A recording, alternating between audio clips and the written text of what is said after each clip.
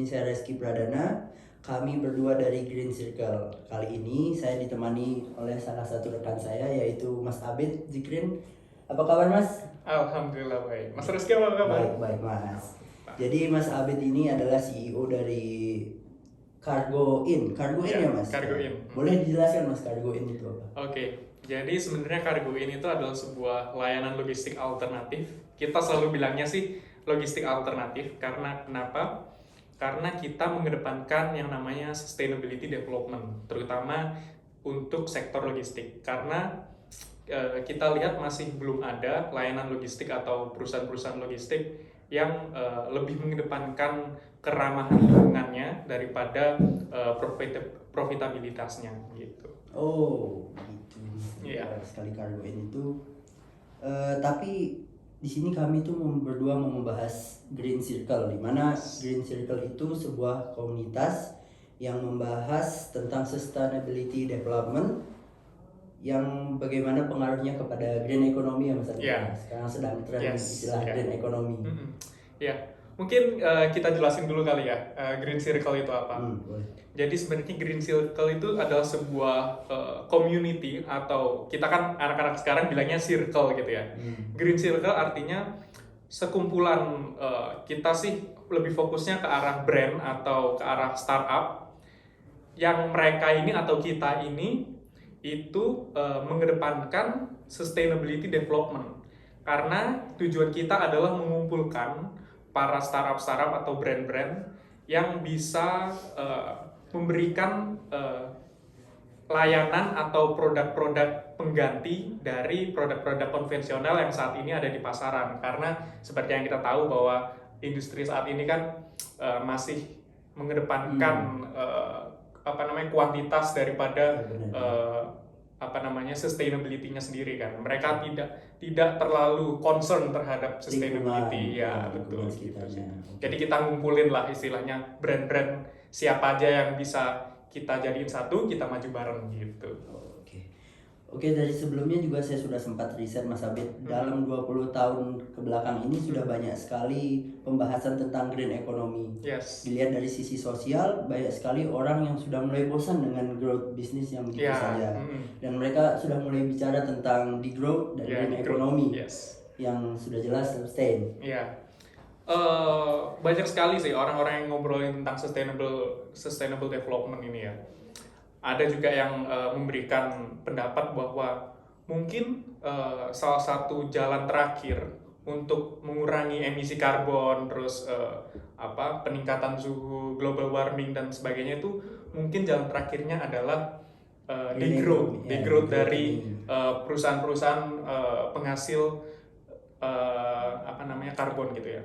Tapi kita di sini sebagai Green Circle kita tetap masih percaya bahwa ekonomi ini masih bisa kita perbaiki dengan cara kita tetap berkembang bersama-sama, dengan salah satu caranya adalah kita mensupport atau memberikan dukungan penuh kepada brand-brand dan startup yang bisa memberikan jasa-jasa atau produk-produk yang lebih ramah lingkungan. Gitu. Jadi banyak startup yang baru-baru itu harus di-briefing dulu sebenarnya untuk ke green economy. Karena kita tahu lah tidak banyak dari startup kita yang berhasil, terutama startup yang green ya, startup yang ramah lingkungan itu tidak banyak dari mereka yang berhasil disebabkan karena banyak faktor tentunya. Yang pertama ada kurangnya support dari masyarakat atau cost yang masih terlalu tinggi. Misalkan ada juga yang kekurangan funding dan lain sebagainya lah gitu. Tapi menurut saya sih Mas Abid, green economy itu sebenarnya dari kesadaran sendiri. Pasti. Kalau sebenarnya semua orang ingin menjaga lingkungan, tapi kan banyak kendala dari dana, dari semua biaya kos yang masih tinggi dan mereka tuh belum ada forum yang menyatukan pikiran mereka. Betul, gitu. Itu salah satu tujuan kita bentuk Green Circle sih. Memang edukasi di hilirnya, di masyarakatnya itu kita lihat memang udah mulai banyak. Masyarakat udah mulai teredukasi tentang pentingnya menjaga lingkungan, pentingnya menggunakan produk-produk yang ramah lingkungan. Tapi masalahnya produknya itu ada apa enggak sih? Gitu kan masalahnya. Masalahnya kita selalu masih terbelenggu di dalam mindset yang kalau kita pakai produk yang ramah lingkungan, selalu ada harga yang harus dikeluarkan lebih mahal gitu kan. Selalu ada trade off antara lingkungan dan biaya gitu kan. Nah, kita di Green Circle ini gitu ya, lagi-lagi kita di Green Circle juga tujuannya adalah memberikan layanan alternatif yang tidak hanya ramah lingkungan tapi juga cost efficient juga, lebih murah gitu. Ya, gini Mas, pasti dari kita banyak yang nanya sekarang, apa pengaruhnya Green Circle yang kita buat ini kepada green economy yang sekarang? Oke, akhir-akhir ini memang kita sering membicarakan tentang green economy gitu ya, membicarakan tentang ekonomi yang keberlanjutan, sustainable economy dan lain sebagainya. Diharapkan agar Green Circle ini menjadi salah satu akselerator bagi para startup dan brand, dan juga sebagai kurator juga. Apakah startup ini sebenarnya memang benar-benar sudah green sepenuhnya atau tidak gitu. Jadi kita menjadi salah satu filter di dalam masyarakat yang tentu kita sangat fleksibel tentunya gitu. Iya. Oke. Lanjut, Mas, aku penasaran ini, dan teman-teman kita pasti penasaran cara Green Circle ini membangun community yang berpengaruh di dalam pengendalian lingkungan sekitar. Apa langkah-langkah Green Circle ini?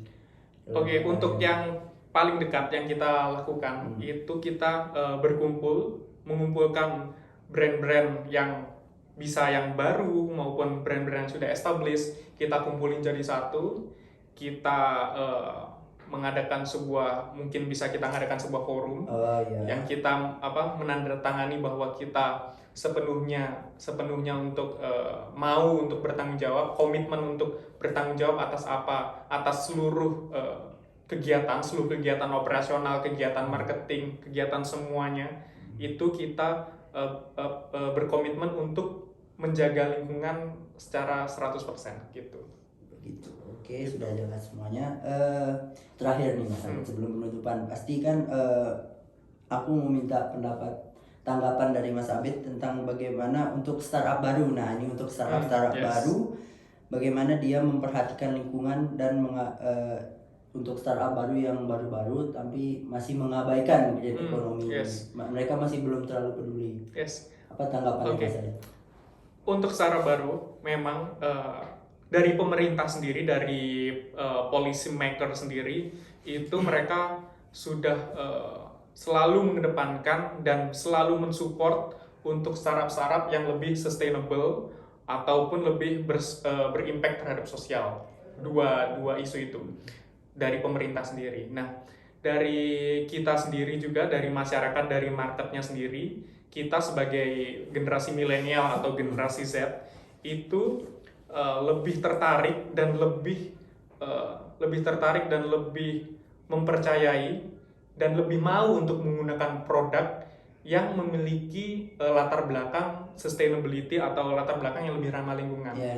Karena kita sebagai generasi Z atau generasi milenial selalu diberikan informasi-informasi mengenai perubahan iklim, mengenai pemburukan bumi kita, lalu dalam kondisi yang tidak baik. Itulah mengapa kita sebagai startup yang baru, kita boleh dikatakan sudah mulai harus untuk memasukkan variabel green sustainability ini, gitu sih. Oke. Terima kasih untuk Mas Abid Zikri untuk waktunya. Semoga podcast kali ini semakin membuka mata kita bagaimana pandangan kita terhadap pentingnya green economy untuk pada masa saat ini, di mana perusahaan di masa sekarang ini dapat menjaga bersama-sama kita menjaga lingkungan ke depannya demi dunia yang lebih hijau. Begitu. Tungguin podcast kita selanjutnya. Oke, sampai di tema-tema yang berbeda selanjutnya. Terima kasih. Terima kasih. Bye bye.